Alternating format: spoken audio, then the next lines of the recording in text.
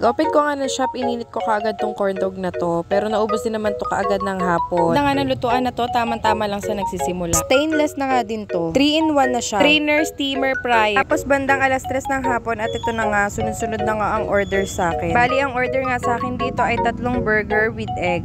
Tapos ayan nga yung ginagamit kong lutuan. Medyo malaki nga yung nabili kong size at non-stick na rin siya. Burger nga yung lulutuin mo, pwedeng hindi ka na maglagay ng mantika. Palang siyang manipis pero hindi yan basta-basta nasusunog at mabilis siyang mahugasan. Tapos marami ka din talagang pwedeng iluto dyan. Hindi ko pa kasi kayang bumili ng 3-in-1 burger grill. Tikal din kasi talaga ako pag nagsisimula pa lang ng negosyo. Gusto ko kasi nagsisimula ng may thrill talaga. Tapos pag alam kong nag-click, tsaka ako mag-i-invest. Hindi ako sumugal dito basta-basta. Makapagsimula ka naman kasi kung ito lang yung mga gamit mo. Kung talagang gusto mo. Sa mga gusto magsimula dyan na walang 3-in-1 burger, yun yung nabibilin nyo.